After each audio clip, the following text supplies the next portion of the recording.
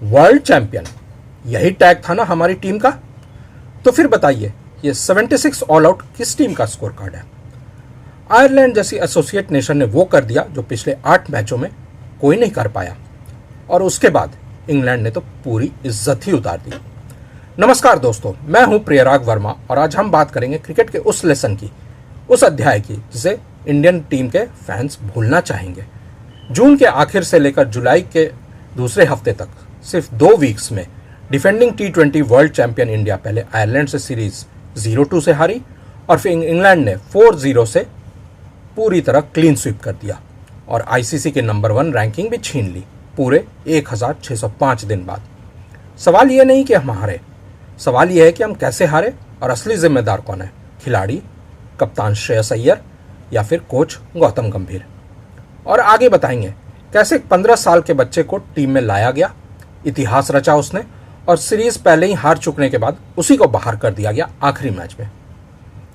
समझिए इसकी गंभीरता, ये कोई कमजोर टीम नहीं थी जो हारी, ये वही इंडिया थी जिसने मार्च 2026 में T20 वर्ल्ड कप जीता था, लगातार दूसरी बार 2024 में भी जीता था इसने, और फिर सिर्फ 3 महीने बाद वही टीम 7 मैचों में एक भी नहीं जीत पाई, ना आयरलैंड से न इंग्लैंड से। यह भारतीय T20I इतिहास का सबसे लंबा विनलेस रन है। तो सवाल उठता ही है, क्या यह सिर्फ एक बुरा फेज है या टीम मैनेजमेंट की सोच में ही कोई गड़बड़ है? तो शुरुआत से समझते हैं। 26 जून बेलफास्ट, आयरलैंड ने पहला T20I 34 रन से जीता, अपने इतिहास में पहली बार इंडिया को हराकर, वो भी 8 नाकाम कोशिशों के बाद। और 2 दिन बाद दूसरा मैच और भी शर्मनाक, आयरलैंड सिर्फ 1 रन से जीत गया। जी हाँ, सिर्फ 1 रन से। और जब संजू सैमसन और अभिषेक शर्मा दोनों गोल्डन डक पर आउट हुए, सीरीज खत्म हुई 2-0 से आयरलैंड के फेवर में। इंडिया की 3 साल में पहली बायलैटरल T20I सीरीज की हार, वो भी एक एसोसिएट नेशन के द्वारा। और सबसे दिलचस्प बात, जिस वैभव सूर्यवंशी का नाम हर तरफ लिया जा रहा था, उसे स्क्वाड में होते हुए भी प्लेइंग 11 में शामिल नहीं किया गया, यानी वो फील्ड पर नहीं उतरा।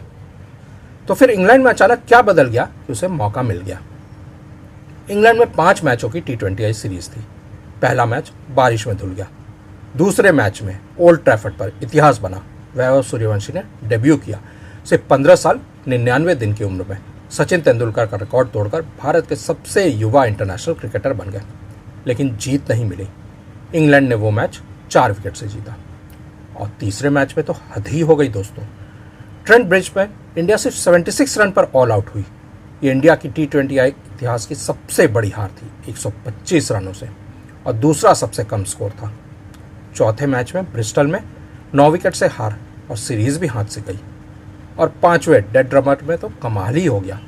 जॉस बटलर और हैरी ब्रुक ने मिलकर 233 रनों की पार्टनरशिप की, T20I के इतिहास में किसी भी विकेट के लिए सबसे बड़ी। और इंग्लैंड ने 4-0 से क्लीन स्वीप पूरी की। इसी के साथ इंग्लैंड ने इंडिया से T20 टीम का नंबर 1 रैंक भी छीन लिया पूरे 1605 दिनों के बाद। कमेंट में लिखिए अगर आपको लगता है कि वो सिर्फ एक खराब दिन थे, और अगर खराब दिन थे तो 1 लिखिए, और अगर आपको लगता है कि सिस्टम ही गड़बड़ है तो 2 लिखिए। और अब आते हैं असली मुद्दे पर, टीम में सिलेक्शन। गौर से सुनिए ये टाइमलाइन। आयरलैंड सीरीज में संजू सैमसन फ्लॉप हुए 5 और 0, और फिर इंग्लैंड के साथ पहले मैच में, जो कि वर्षा से धुल गया, उन्होंने सिर्फ 1 रन बनाया। तो इंग्लैंड में उनकी जगह लाया गया वैभव सूर्यवंशी को। उसने बनाए 14, 13 और 15, यानी 3 पारियों में सिर्फ 42 रन। और जब सीरीज पहले ही 3-0 से हाथ से निकल चुकी थी, यानी बचाने को कुछ भी नहीं बचा था, तो 5वें और बेमतलब मैच में मैनेजमेंट ने फैसला लिया, सूर्यवंशी बाहर और सैमसन वापस। उसी सैमसन को जिसे खुद उन्होंने बाहर किया था कुछ मैच पहले। कोच गौतम गंभीर की सफाई क्या थी? उन्होंने उसे एक रीसेट बताया, कहा नए खिलाड़ियों को समय चाहिए। लेकिन सवाल यही है, अगर रीसेट ही करना है तो हारी जा चुकी सीरीज के आखिरी बेमतलब मैच में 15 साल के बच्चे को क्यों हटाया गया? और बॉलिंग में भी यही तमाशा देखने को मिला। प्रसिद्ध कृष्णा एक खराब मैच के बाद ड्रॉप, रवि बिश्नोई सिर्फ 1 मैच खेलकर बाहर, और कुलदीप यादव वर्ल्ड कप जिताने वाली टीम का हिस्सा सिर्फ एक कमज़ोर IPL सीजन की वजह से स्क्वाड से ही गायब, यानी उन्हें चयनकर्ताओं ने पिक ही नहीं किया आयरलैंड और इंग्लैंड टूर के लिए।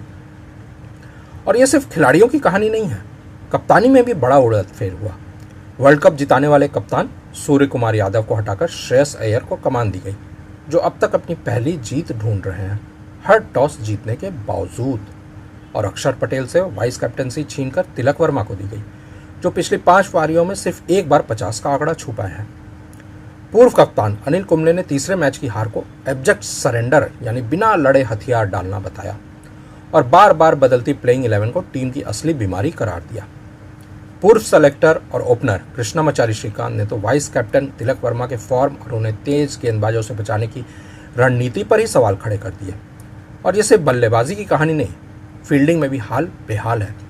वर्ल्ड कप के बाद खेले गए मैचों में, इंटरनेशनल मैचों में 13 कैच छूटे हैं टीम इंडिया के खिलाड़ियों से, सिर्फ आयरलैंड और इंग्लैंड के खिलाफ, यानी फील्डिंग एफिशिएंसी सिर्फ 72% है। पूर्व विकेटकीपर पार्थिव पटेल ने तो फील्डिंग को टीम इंडिया की सबसे बड़ी चिंता बता दी।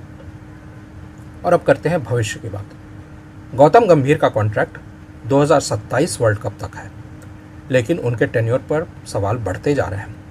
उनके अंडर टीम ने 3 आईसीसी ट्रॉफी जीते हैं। काफ़ी शानदार खेल दिखाया है आईसीसी टूर्नामेंट में टीम इंडिया ने पिछले 2 साल के अंदर, लेकिन साथ ही घर में पहली बार 3-0 टेस्ट वाइट वॉश किया न्यूजीलैंड ने। ऑस्ट्रेलिया के अगेंस्ट बॉर्डर गावस्कर ट्रॉफी का नुकसान हुआ। श्रीलंका से 27 साल बाद ओडीआई सीरीज में हार मिली और अब ये T20I में शर्मनाक हार का सिलसिला। कुछ रिपोर्ट्स के मुताबिक बीसीसीआई जल्दी ही एक रिव्यू मीटिंग करने वाली है। हालांकि बीसीसीआई सेक्रेटरी देवजीत सैकिया ने साफ किया कि यह मीटिंग सिर्फ क्रिकेटिंग मामलों पर होगी, मैनेजमेंट के बदलाव पर नहीं।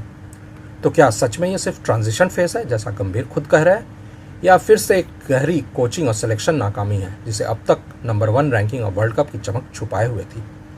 सच तो यह है कि T20I क्रिकेट में फॉर्म रातों रात बदल जाता है और हो सकता है अगली सीरीज में यही टीम इंग्लैंड को भी हरा दे। लेकिन जो सवाल बाकी रह जाता है वो ये है, क्या हमारी टीम मैनेजमेंट सच में यंग टैलेंट को तराशने का धैर्य रखती है या सिर्फ रिजल्ट के प्रेशर में पैनिक बटन दबाती है? आप ही बताइए, कमेंट में लिखिए। रीबिल्ड अगर आपको लगता है ये सिर्फ ट्रांजिशन फेज है, या फेलियर अगर आपको लगता है ये मैनेजमेंट की नाकामी है। मिलते हैं अगले वीडियो में, तब तक के लिए जय हिंद।